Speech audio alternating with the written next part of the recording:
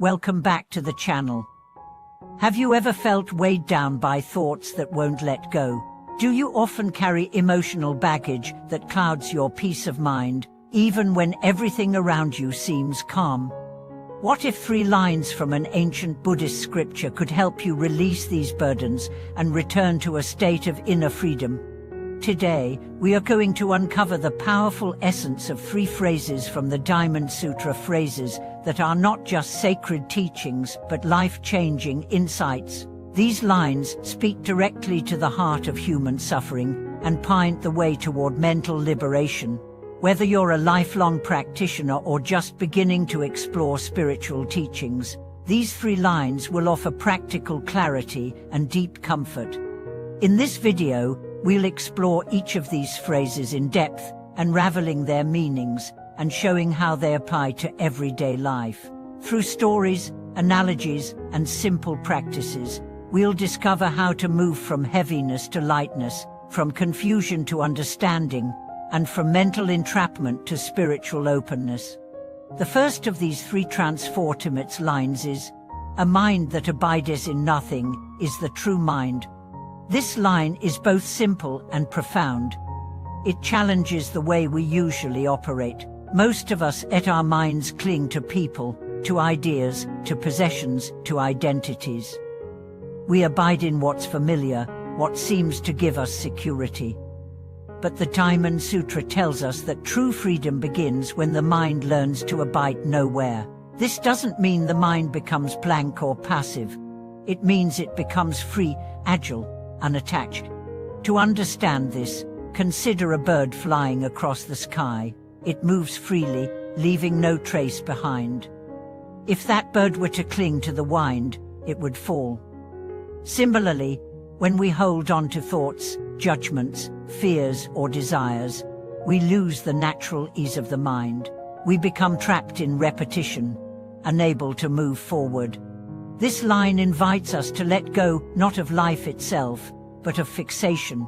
We can still act, love, work, and feel, but we do so without clinging. We allow each moment to arise and pass, trusting the flow of experience rather than resisting it. Imagine sitting in meditation and noticing a painful memory arise. The common reaction is to push it away or get lost in it. But if we apply the teaching, "A mind that abideth in nothing," we simply observe it. We see it arise, we see it fall. We don't hold on, we don't identify. In that openness, healing happens. This doesn't just apply on the meditation cushion. In daily life, it shows up when we are stuck in traffic, when someone criticizes us, or when we are anxious about the future. The practice is the same. Notice the clinging, and gently return to the awareness that abides in nothing. That awareness is vast, peaceful, and always present. The second line is, "All conditioned phenomena are like a dream, an illusion, a bubble, a shadow." This poetic line is one of the most quoted from the Diamond Sutra, and for good reason. It's a doorway to profound wisdom. It points out that everything we experience, thoughts, emotions, successes, failures, relationships, even our own identities, are not as solid or permanent as they seem. This doesn't mean life is meaningless or that we shouldn't care. On the contrary, it means that because everything is temporary, we can meet it fully without attachment. Like watching a beautiful sunset, we don't try to hold on to it, we just appreciate it for what it is, knowing it will pass. When we treat life as a dream, not in a dismissive way, but in an awakened way, we stop taking things so personally. Someone insults us, and instead of reacting with anger, we see the situation like a passing cloud. A plan falls apart, and rather than spiraling into despair, we remember, this too is an illusion, a shadow that will pass. This perspective doesn't make us cold, it makes us clear. It allows us to love without grasping, to grieve without drowning, to succeed without arrogance, and to fail without collapse.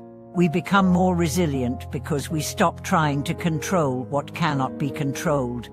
Think of a bubble floating in the air, beautiful, delicate, and gone in an instant. That's every moment of our lives, and when we see it that way, we don't panic.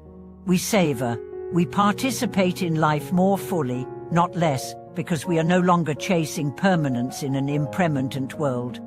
The third line is, "Thus shall you think of all this fleeting world, a star at dawn, a bubble in a stream, a flash of lightning in a summer cloud, a flickering lamp, a phantom, and a dream." This line encapsulates the essence of Buddhist insight in poetic beauty.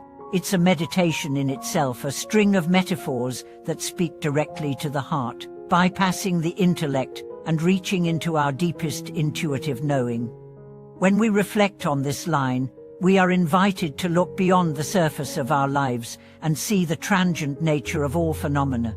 The world we hold onto so tightly, the positions, the stories, the dramas are like a star at dawn, visible for a moment, then gone.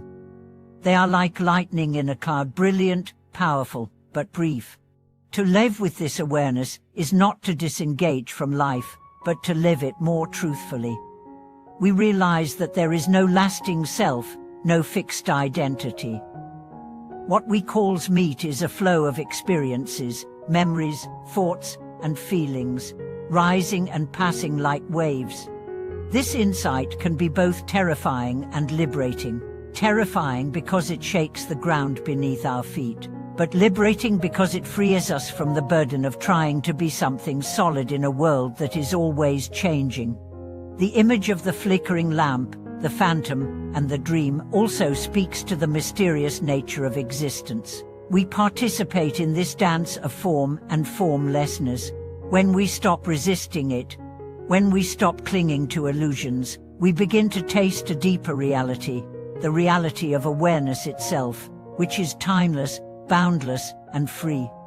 These 3 lines from the Diamond Sutra are more than poetic expressions. They are instructions for liberation.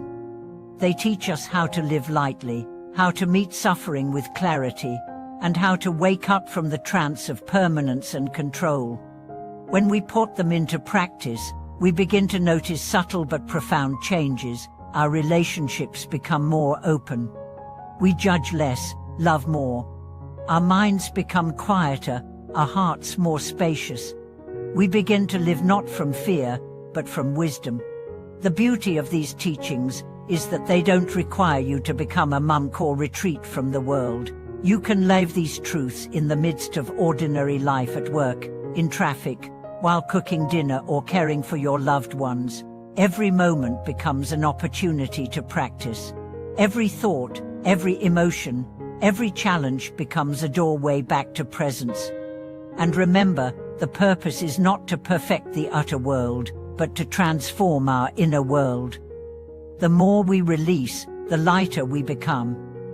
The more we let go of the illusion of control, the more we trust the natural flow of life. Thank you for joining me today as we explored these 3 transformative lines from the Diamond Sutra. I hope this video has brought insight and inspiration to your journey. If it has, please like, comment, and subscribe.